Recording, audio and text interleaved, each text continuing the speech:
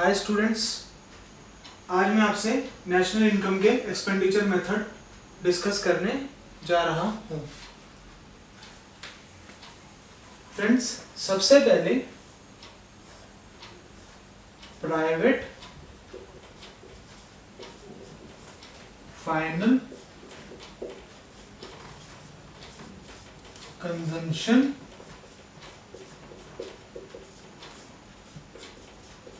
Expenditure.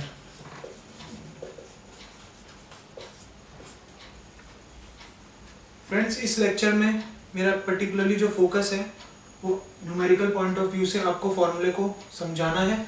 अभी मैं theory से रिलेटेड किसी भी टॉपिक पर ज़्यादा आपसे बात नहीं करूँगा। सो फ्रेंड्स, इस टॉपिक में आज की क्लास में मैं सिर्फ आपको न्यूमेरिकल के पॉइंट ऑफ व्यू से इस क्वेश्चन को समझाने की कोशिश कर रहा हूँ। सेकंड जो पॉइंट है हमारा वो है गवर्नमेंट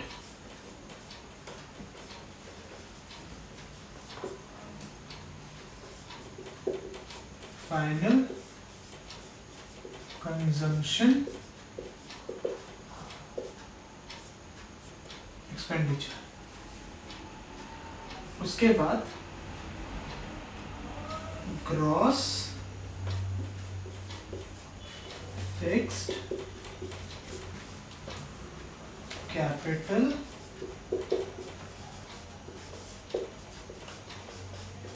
फॉर्मेशन। थर्ड जो पॉइंट है हमारा, फोर्थ जो पॉइंट है हमारा वो है चेंज इन स्टॉक। इसका फॉर्मूला आपने अकाउंट्स में देखा होगा friends. Closing stock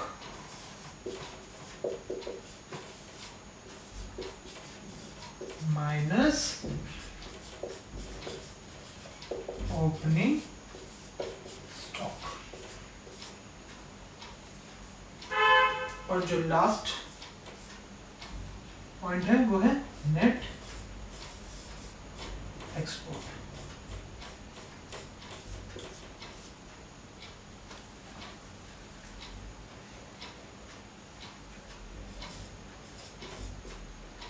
net export का फॉर्मूला एक्सपोर्ट माइनस इंपोर्ट।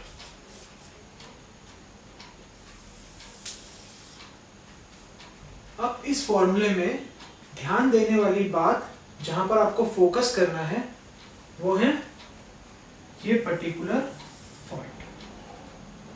और ये फॉर्मूला जो है वो हमें कहां तक पहुंचा रहा है, तो ये फॉर्मूला हमें पहुंचाएगा GDP eight MP।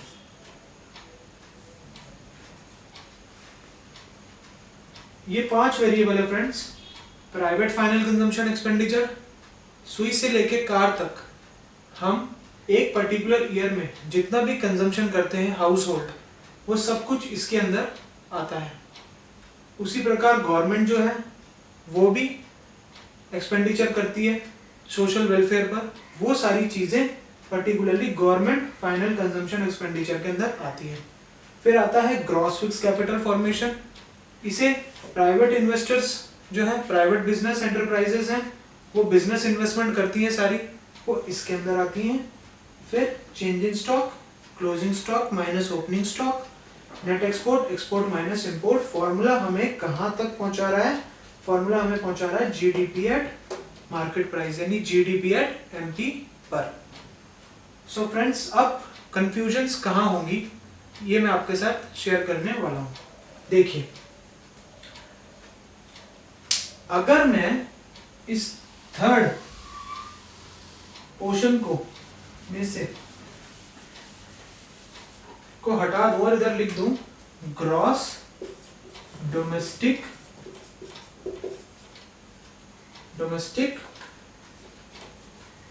Capital formation,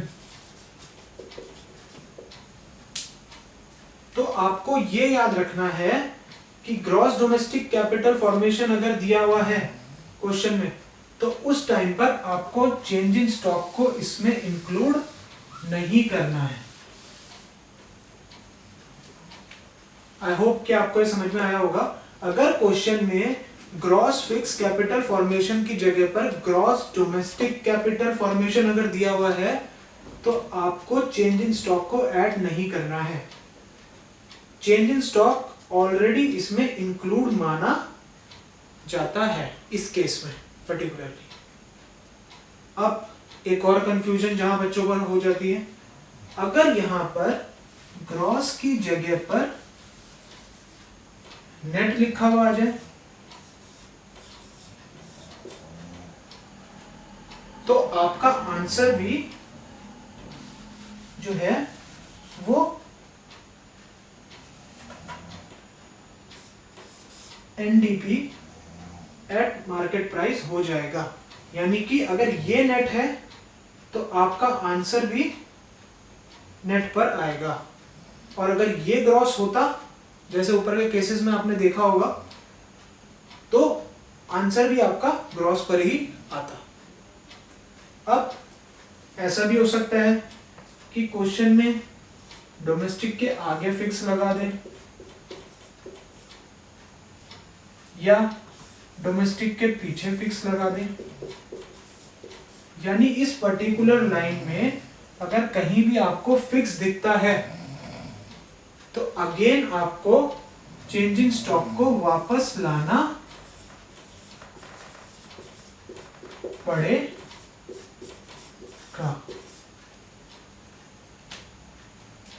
I hope कि आपको मेरी बात समझ में आई होगी। फिक्स से relation particularly change in stock का है। अगर फिक्स है तो आपको चेंज इन स्टॉक को लाना पड़ेगा, अगर फिक्स नहीं है तो चेंज इन स्टॉक को नहीं लाना पड़ेगा। अब मैं थोड़ा सा एक स्लाइड और चेंज करने जा रहा हूं। अगर मैं दोबारा से नेट को हटा दूं और यहां पर ग्रॉस लिख दूं तो ये वापस जो है, जो मैंने आपको ऊपर पीछे एक्सप्लेन किया है कि ये ग्रॉस पर है तो ये भी ग्रॉस पर हो जाएगा।